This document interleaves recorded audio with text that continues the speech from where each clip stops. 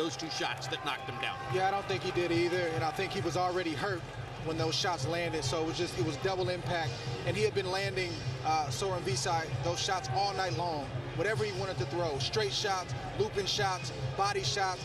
Chocolatito mentally, emotionally, and physically was just not there tonight. Srisaket Sor Rungvisai may be 30 years old, but he's a rising tide. He's a big star now in Thailand. He's got some opportunities in front of him, and he's clearly eager to go forward and try to build on this. Yeah, he's a problem. He's somebody that's got to be dealt with. I thought he may have overtrained, saying that he trained for 4 months straight. I thought maybe he left something in the first fight with Chocolatito. He was crisp, he was sharp tonight, and he was on point. He's going to be a problem. He's aggressive, he's got a mean streak. He's a hell of a fighter. Absolutely. Has a chance to be a terrific champion, at least for a period of time here, Max Kellerman. You mentioned it to him in the ring. The mandatory is now Juan Francisco Estrada, who won the first fight against Carlos Cuadras. That's a Mexican against a Thai. Same kind of thing to a certain degree that he's been dealing with. But he has fought before in Japan. He says he has fans and a following in Japan. And now Inoue came here and showed us that he's spectacular. Which of those two fights do you think you would choose if you were Srisaket Sor Rungvisai? I think Estrada has earned it. And in a way, let's see him fight the next level now in this weight class. On American television, it'd be nice to expose him to an American audience and to more of a worldwide audience and see how he does against that next level.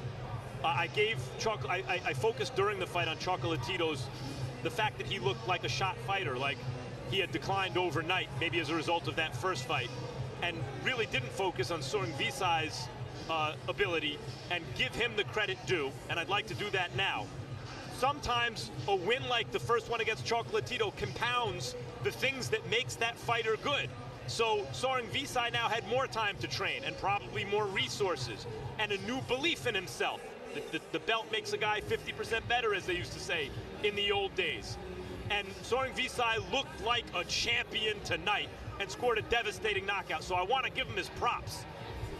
On the that said, there's no but here, that said, Chocolatito did not look like the same guy. Maybe that was Sor Rungvisai, but here is an example in modern boxing history of a fighter having his an undefeated fighter, having his confidence completely destroyed by a loss.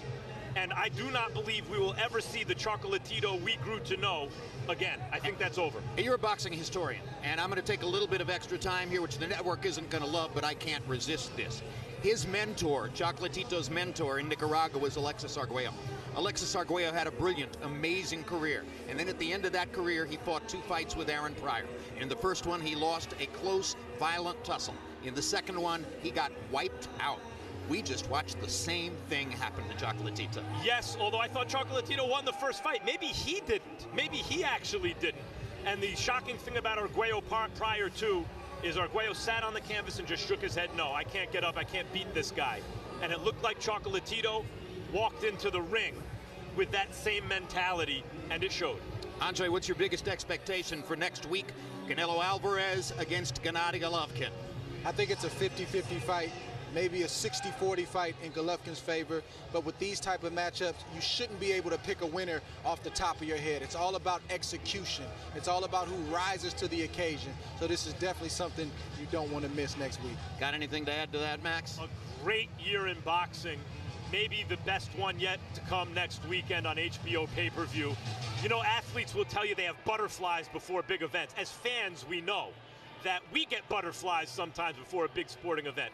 Almost all of them boxing, right? Like the fights are what gives you those butterflies before that first bell. And boy, this is a butterfly fight. Before the first bell of Triple G and Canelo, ding, ding, round 1, you know what you're gonna be feeling. I cannot wait. I've had those butterflies ever since the fight was made.